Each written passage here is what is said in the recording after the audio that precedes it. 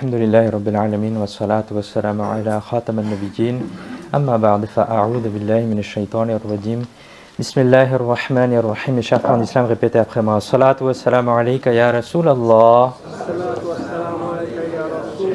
wa ala alika wa ashabika ya Habiballah. Salatu wa salamu alayka ya Nabiyallah wa ala alika wa ashabika ya Nurallah. Nawaitu sunnat al-i'tikaf. Mes chers frères en islam, il y a beaucoup de bienfaits à réciter la salat, c'est-à-dire le Durud Sharif sur notre bien-aimé prophète sallallahu ta'ala alayhi wa sallam. Parmi celles-ci, il est rapporté que notre maître, celui qui accorde son intercession, le bien-aimé prophète sallallahu ta'ala alayhi wa sallam, a dit: celui qui récite 10 salats, 10 Durud Sharif sur moi le matin et le soir, il recevra mon intercession le jour du jugement. Donc avec amour, avec respect, avec honneur pour le prophète alayhi salatu wa salam, prions ensemble sur lui. Sallu ala al-habib sallallahu ta'ala ala Muhammad sallallahu alayhi wa sallam. Mes chers frères en islam, avant d'écouter le discours d'aujourd'hui, essayons de faire de bonnes intentions. Car le bien-aimé prophète sallallahu ta'ala alayhi wa sallam a dit: innamal a'malu binniyat, c'est-à-dire les actions ne valent que par leurs intentions. Donc essayons de faire l'intention qu'on essaiera d'écouter les discours d'aujourd'hui pour obtenir la satisfaction d'Allah Azza wa Jal.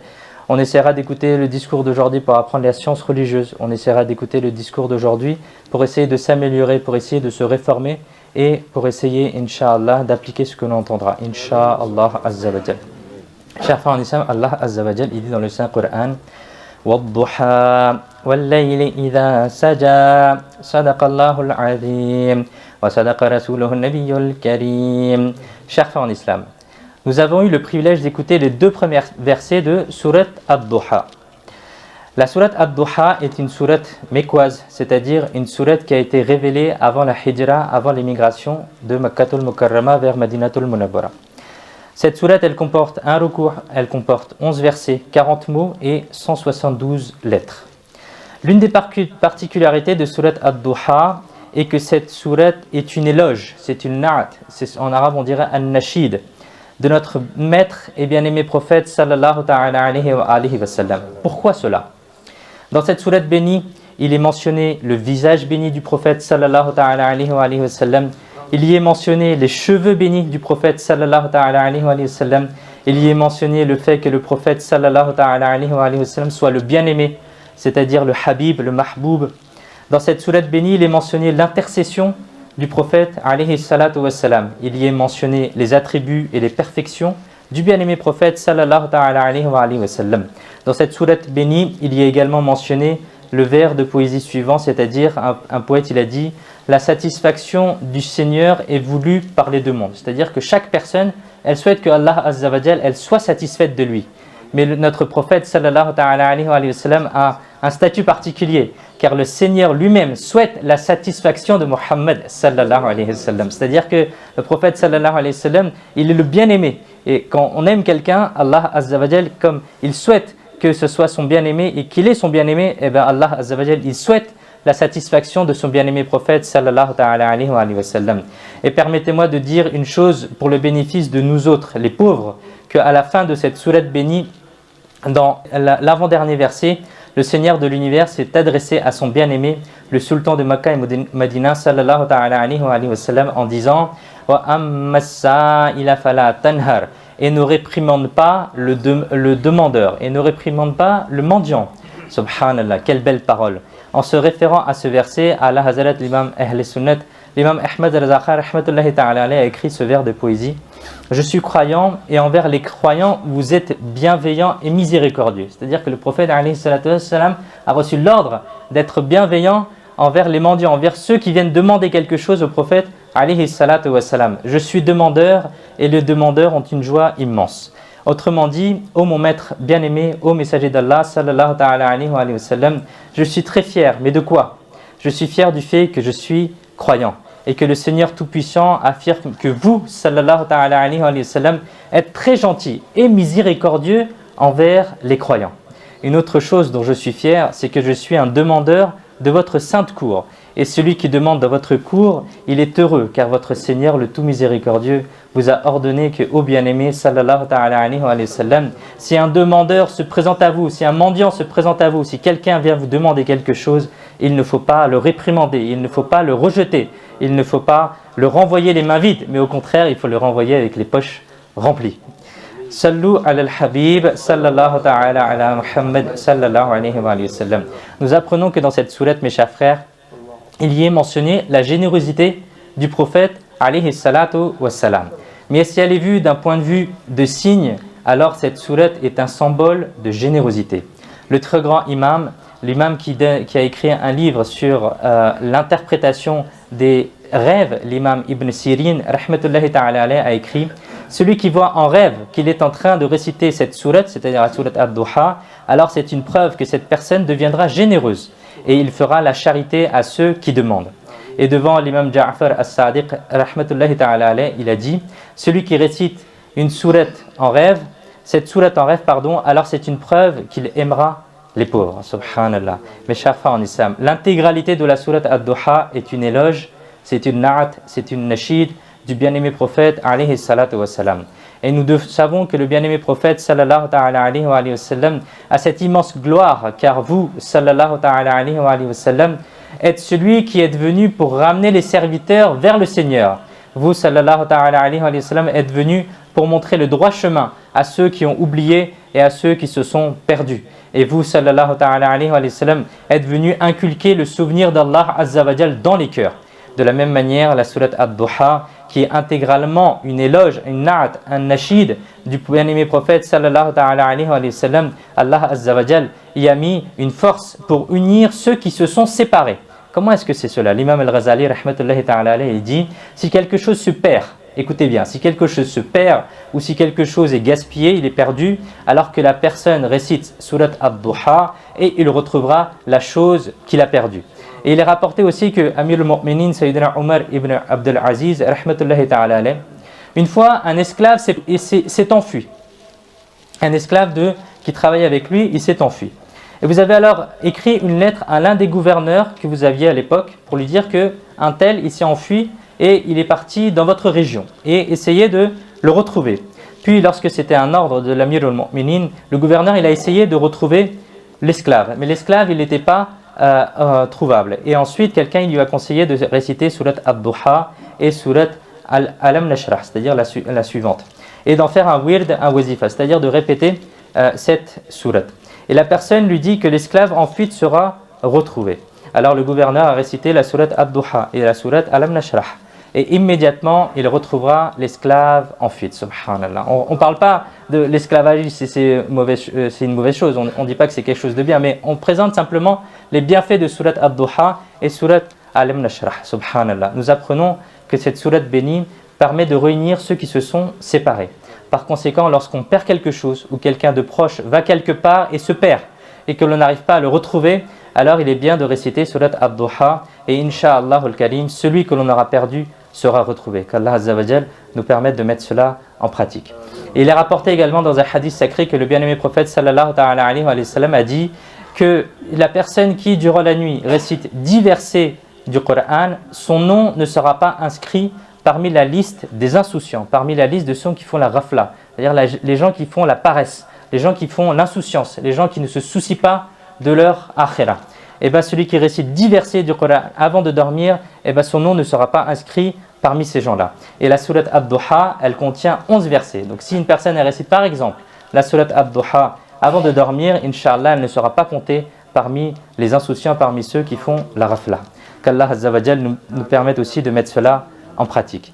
Chers frères en islam, la raison de la révélation de surat ad-Duha est quelque chose comme suit. On récite souvent, pour ceux qui la connaissent, la surat ad-Duha, elle est connue, elle est courte et on la récite parfois même dans la prière. On va essayer de comprendre comment est-ce qu'elle a été révélée. Quelque temps après que notre bien-aimé prophète sallallahu ta'ala alayhi wa sallam ait annoncé sa prophétie, c'est-à-dire à l'âge de 40 ans. Et on ne dit pas que le prophète alayhi salatu wa sallam est devenu prophète à l'âge de 40 ans, mais on dit que le prophète alayhi salatu wa sallam a annoncé sa prophétie, parce que le prophète alayhi salatu wa sallam était déjà prophète avant cela. Et lorsque le prophète alayhi salatu wa sallam a annoncé sa prophétie, la révélation, le wahi, qui descendait par Sayyidina Jibril alayhi salam a arrêté de venir. Et cette période, elle s'appelle Fitratul Wahi, c'est-à-dire que c'est la période d'arrêt de la révélation. C'était une pause dans la révélation. Combien de temps cela a-t-il duré? Il y a plusieurs versions à ce propos. Certaines versions parlent de 12 jours, certaines versions parlent de 15 jours, de 25 jours et d'autres de jusqu'à 40 jours où il n'y a eu aucune révélation qui est descendue au prophète alayhi salatu wassalam. Bref, lorsque la révélation, le wahi, a cessé d'arriver, les non-musulmans ont commencé à manquer de respect à notre bien-aimé prophète sallallahu alayhi wa sallam. C'est-à-dire qu'il y avait beaucoup de non-musulmans qui cherchaient juste un moyen, un prétexte pour attaquer l'islam et pour attaquer les musulmans. Et bien là, ils avaient trouvé un prétexte. Certains disaient que le Seigneur de Mohammed sallallahu alayhi wa sallam l'a abandonné, na'udhu billah. Certains disaient que le Seigneur de Mohammed est insatisfait de lui, na'udhu billah.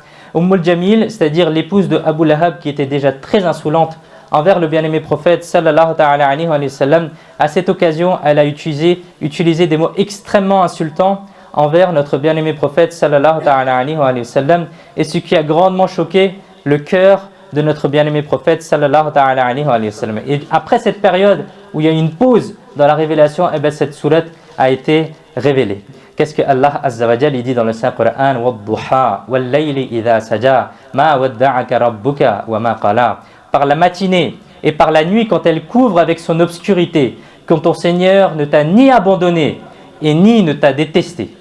À travers cela, Allah Azza wa Jal a voulu réconforter son bien-aimé prophète sallallahu alayhi wa sallam que, ô cher bien-aimé, ne prenez pas à cœur les paroles de ces mécréants. Votre Seigneur ne vous a ni abandonné et il ne s'est pas mis en colère contre vous non plus. Mais est-ce qu'un bien-aimé, est-ce qu'un mahboub, est-ce qu'un habib peut être délaissé? Non, non. Votre Seigneur qui a fait de vous le bien-aimé, le mahboub, le habib des deux mondes, qui a tellement inscrit votre amour dans les cœurs que ses esclaves sont fiers de sacrifier son nom sur lui. Votre Seigneur qui vous a fait que des pierres vous ont prêté le salam, vous ont présenté leur salam. Votre Seigneur qui a fait que des feuilles qui ont récité la kalma tayyeba, votre Seigneur qui a fait que les animaux s'inclinent devant vous, votre Seigneur qui même a mis votre amour dans les montagnes, votre Seigneur qui a créé les deux mondes pour vous, votre Seigneur qui a mis votre nom, qui a inscrit votre nom avec son nom sur le arsh, c'est-à-dire sur le trône il y a des milliers d'années, votre Seigneur qui a fait écrire votre nom sur les feuilles du paradis. Est-ce que votre Seigneur, le très miséricordieux, le tout miséricordieux, serait insatisfait de vous? Est-ce qu'il vous aurait délaissé? Non, non. Ô bien-aimé, vous n'êtes pas celui contre qui Allah Azza wa Jal se mettrait en colère. Vous n'êtes pas celui qui pourrait être abandonné. Au contraire, vous êtes celui que le Seigneur souhaite satisfaire. C'est grâce à vous que ceux qui ont été rejetés par leur Seigneur, ils deviennent acceptés. Mes chers frères en islam, Allah Azza wa Jal, il dit Wad-duha wal-layli iza saja, par la matinée et par la nuit quand elle couvre. Ici, il y a deux serments, c'est-à-dire que lorsqu'on utilise le waw en arabe, c'est comme on dit wallah. Souvent, certains jeunes, malheureusement, ils utilisent ça à tort et à travers. Wallah, c'est-à-dire je jure par Allah. Et bien là, c'est le même waw dans le sol wad-duha par la matinée. C'est-à-dire, Allah Azza wa Jal, il prête serment par cette chose-là. Le premier serment, c'est quoi? C'est le serment par duha. Et le deuxième serment qu'Allah Azza wa Jal, il prête, c'est quoi? C'est layl. Et ensuite, qu'est-ce que ça signifie en arabe? Le layl, il signifie la nuit. Et duha signifie le moment. En ourdou, on va l'appeler le chasht aussi. C'est-à-dire, c'est lorsque le soleil se lève et monte un peu et que sa lumière elle se répand sur la terre. Et ce moment-là, il est appelé duha, c'est-à-dire c'est le matin après que le soleil s'est levé un petit peu. Et bien ce moment-là, ça s'appelle le moment de duha. Ce moment est très bénéfique. Il est rapporté dans un hadith sacré. En échange de chaque articulation de l'homme, il y a dans 360 articulations, il y a une aumône. Chaque tasbih est une aumône, chaque hamd est une aumône, dire la ilaha illallah est une aumône, réciter Allahu Akbar est une aumône, commander le bien est une aumône, interdire le mal est une aumône.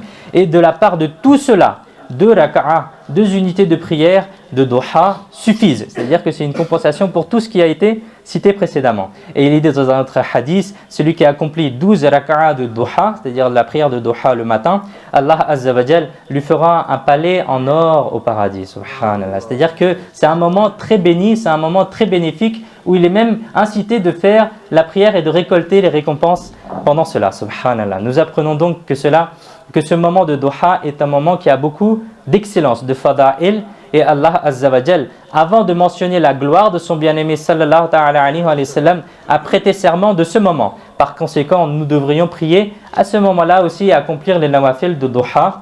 Inch'Allah Azza wa Jal, nous en récolterons la récompense, chers frères en islam. Au début de cette sourate, Allah Azza wa Jal, il a prêté deux serments, le serment de duha et le serment de layl. Que signifient ces deux serments? Les respectables mufassirin, c'est-à-dire les commentateurs du Coran, ils ont donné beaucoup de significations. Essayons d'en écouter trois. Les respectables mufassirin, c'est-à-dire les commentateurs du Coran, ont dit lorsque le concours que Sayyidina Moussa alayhi salam a fait avec les sorciers de Pharaon, c'est-à-dire que le Pharaon il a dit je vais ramener tous mes sorciers, tous les gens que j'ai, et on va voir si Moussa alayhi salam il est plus fort que mes sorciers. Et bien Sayyidina Moussa alayhi salam, lorsqu'il a concouru, lorsqu'il a fait la compétition avec les sorciers de Pharaon, c'était le moment de Duha. Et ce moment-là, c'est-à-dire à cet endroit, Wad-Duha veut désigner ce même moment de Duha où Sayyidina Moussa alayhi salam, il a combattu, il a fait la compétition contre les sorciers de Pharaon. Et Wal-Layl signifie la nuit de l'ascension. Ça, c'est une première signification. Et maintenant, qu'est-ce qu'il serait le sens de ce verset? Il signifierait au bien-aimé, sallallahu alayhi wa sallam, lorsque Sayyidina Moussa alayhi salam avait rendu la vérité claire comme le jour, c'est-à-dire que les sorciers de Pharaon, ils ont dit ça peut pas être de la magie, ça peut pas être quelque chose fait par l'homme, et ils ont cru ensuite en Sayyidina Moussa alayhi salam. Et c'est pour ça qu'on dit lorsque Sayyidina Moussa alayhi salam avait rendu la vérité claire comme le jour, un grand mécréant comme Pharaon sur laquelle la poussière est remontée, ce mécréant dont la tête était remplie d'orgueil, qui en voyant le miracle, le mu'jiza de Sayyidina Moussa alayhi salam, en a perdu la tête, lui qui a eu une défaite humiliante, ô bien-aimé sallallahu alayhi wa sallam, c'est le serment de ce moment-là. Votre Seigneur ne vous a ni abandonné ni détesté. De même, ô bien-aimé sallallahu alayhi wa sallam, une nuit arrivera bientôt, durant laquelle le monde supérieur sera décoré. Il n'y aura rien que de la joie et du bonheur. Sayyidina Jibril alayhi salam viendra à vous, il amènera le buraq avec vous. Vous serez accueillis par les précédents prophètes dans la mosquée Al-Aqsa. Vous serez l'imam des prophètes. On vous fera visiter les cieux, on vous fera visiter le paradis, le Seigneur qui est l'invisible de l'invisible, le rêve du rêve, le plus grand rêve. Que lorsque Sayyidina Moussa alayhi salam, il désirait ardemment voir, on lui avait dit Lantarani, c'est-à-dire ô Moussa alayhi salam, vous ne pouvez pas me voir. Le Seigneur lèvera les voiles de sa beauté éternelle et vous le verrez avec vos propres yeux en étant pleinement conscient. Ô bien-aimé prophète sallallahu alayhi wa sallam, par cette nuit si bénie, votre Seigneur ne vous a ni abandonné ni détesté. Sallu ala al-Habib, sallallahu ta'ala ala Muhammad, sallallahu alayhi wa alihi wa sallam. Mes chers frères en islam, certains mufassirin du Coran ont dit que Wad-Duha signifie la lumière de la science du prophète et Wal-Layl signifie le pardon et l'indulgence du prophète alayhi salatu wassalam. Maintenant, le sens de ce verset sera que, ô bien-aimé, votre science bénie qui est la vôtre et qui a été placée dans votre poitrine, la science du noble Coran, la science de la connaissance d'Allah, la science de l'essence et des attributs d'Allah, la science des sciences cachées, la science des événements qui vont arriver jusqu'au jour du jugement, la science du Makana wa Yakun, cette science si bénie dont la lumière a éclairé le monde, cette science sacrée qui a dissipé les ténèbres de l'ignorance, cette science incomparable, eh bien Allah Azza wa Jal, il prête serment par tout cela, votre Seigneur ne vous a ni abandonné ni détesté. De même, lorsque la nuit arrive, elle recouvre tout. Ô bien-aimé prophète sallallahu alayhi wa sallam, votre habitude de pardon qui efface les crimes des criminels, ceux qui sont couverts de la tête aux pieds par la noirceur des péchés, votre habitude de les prendre sous votre miséricorde et de cacher tous leurs péchés. Ô cher bien-aimé, cet amour que vous avez pour mes serviteurs, vous qui les traitez avec miséricorde, par ta grâce et ta miséricorde, votre Seigneur ne vous a ni abandonné ni détesté. Allahu Akbar. Ô vous les amoureux du prophète, à partir de là réfléchissons, quelle est la gloire unique et de l'indulgence et du pardon du bien-aimé prophète sallallahu alayhi wa sallam pour que son Seigneur prête serment par sa miséricorde et sa compassion. Qu'est-ce que l'on pourrait dire de l'habitude bénie du prophète alayhi salatu wa sallam? Vous sallallahu alayhi wa sallam êtes venu en tant que miséricorde pour les deux mondes. Réfléchissons à cela. Lorsque le prophète sallallahu alayhi wa sallam a voyagé à Taïf, eh ben, il a reçu des pierres, il a été ensanglanté. Et malgré cela, le prophète, alayhi salatu wassalam, il n'a pas dit, lorsque l'ange est venu à lui, et l'ange lui a dit, est-ce que vous voulez que j'écrase tous ces gens-là entre deux montagnes? Le prophète sallallahu alayhi wa sallam a dit non. Il a fait dua plutôt, pour lui, je ne souhaite pas qu'ils périssent. Et de la même manière, à l'occasion de la Ghazwa de Hunayn, dans votre cours, quelqu'un a dit au messager d'Allah, sallallahu ta'ala alayhi wa sallam, invoquez contre eux, faites dua contre eux. Et vous, sallallahu ta'ala alayhi wa sallam, avez fait dua que, oh Allah, guide la tribu de Saqif. C'est-à-dire que le prophète sallallahu alayhi wa sallam était très indulgent. Le prophète sallallahu alayhi wa sallam, il aimait énormément les gens et il faisait attention à ce que les gens ne soient pas blessés et ne se sentent pas mauvais. Et qu'Allah Azza wa Jal, il nous permette de retenir ce que nous avons entendu et de le propager aux autres. Mes chers frères en islam, il y a beaucoup de bienfaits à parler du prophète alayhi salatu wa salam. Et une des occasions que les savants ils ont donné, c'est l'occasion du Mawlud al-Nabi, c'est-à-dire lors de la naissance du prophète alayhi salatu wa salam. Et c'est une commémoration que l'on fait dans Ahl Sunnati wal Jama'a qui permet de se remémorer ce moment béni et de parler de la vie du prophète alayhi salatu wa salam. Le samedi prochain, Inch'Allah, il y aura une maulid, c'est ça, le 30 septembre, Inch'Allah, il y aura un maulid ici, Inch'Allah, dans la mosquée. Ceux qui veulent participer financièrement au repas, etc., ils peuvent, Inch'Allah, s'adresser au frère Salim pour qu'ils puissent cotiser pour ceux qui le veulent. Donc c'est un moment où on dépense, un moment où on aime bien parler du prophète alayhi salatu wa salam, parce que toute l'année, parfois, on est posé dans d'autres choses et on oublie qu'on a un prophète aussi miséricordieux que cela. Donc il faut essayer de se rappeler de lui. Et une des occasions que les savants ils ont donné, c'est ce moment-là. Qu'Allah Azza wa Jal nous permette de profiter de ce moment-là, Inch'Allah, et de partager ensemble ce repas. Amin. بجاه النبي الأمين صلى الله تعالى عليه وآله وسلم صلوا على الحبيب صلى الله تعالى على محمد صلى الله عليه وآله وسلم